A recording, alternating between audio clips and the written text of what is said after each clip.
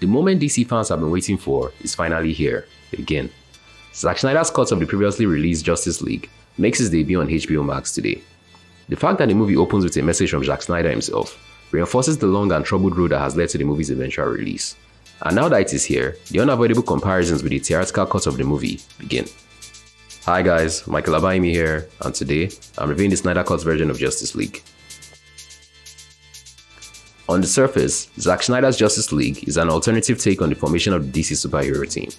But by and large, this is the same core movie we got back in 2017, with Bruce Wayne traveling the world in an effort to put together a team of metahumans to stop the threat he had seen in a vision in Batman v Superman: Dawn of Justice.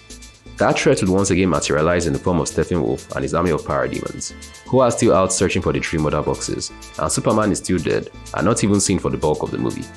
That's all you need to know about the movie's story really, that it is largely unchanged aside from some fleshed out backstories and a few surprises here and there. The biggest difference then comes in the form of his lens and overall style. There's plenty of Zack Snyder's signature flair for slow motion sequences, some of which call back to his work on the visually stunning 300. The movie also has a darker tone more in line with previous dceu entries, as well as boasts an R rating, which is immediately evident in its violent action scenes. Some of the newer stuff doesn't quite match up with the existing VFX shots though. I suspect this has more to do with the time that has passed between the cuts of the movie than anything else. There's also the issue of the movie's overall length, which starts to border on the edge of overindulgence before long. But considering that my biggest criticism for the theatrical version was the fact that several key characters felt underdeveloped, the additional footage here brings some much needed context. This is especially true of Aquaman and Cyborg, with the latter in particular feeling more integral to the overall story this time around. You could really get a better sense of where both characters were coming from, making their initial reluctance to join the Justice League all the more understandable. Flash also got to shine with more extended action scenes, and the character was still responsible for much of this version's comic relief. Another character that really benefited from the extended footage was Steppenwolf. He was not only depicted as a far more formidable foe than his depiction in the theatrical version, he was also given a fully fleshed out backstory and a clear-cut motive.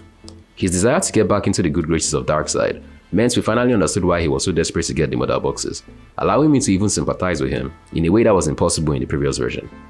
And speaking of Darkseid, the DC villain was indeed in more scenes than I had expected, but I can still see why he was ultimately cut from the theatrical version. He didn't really add much to the story, other than in an extended flashback sequence that helped establish the origin of the murder boxes. A part of me suspects he was merely included here to give hints of a potential sequel that may never see the light of day. But if the release of the Snyder Cut has taught me one thing, it is to never say never. Zack Snyder's Justice League seems almost tailor-made for fans of the DCEU.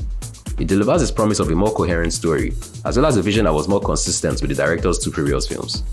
So the fact that he also managed to surpass that other version in several ways shouldn't really come as a surprise. And while it is quite unlikely that its release will prompt any shifts in plans for future movies, I am still glad that it exists, and would gladly recommend it to fans and critics of the DCEU alike. I'll give the film an 8 out of 10. What did you think about the Snyder Cut version of Justice League? Let me know in the comment section down below. Don't forget to like this video if you enjoyed watching this review, and to subscribe to the channel notifications turned on if you'd like to see more reviews like this in the future. And until the next one, this is Michael signing off.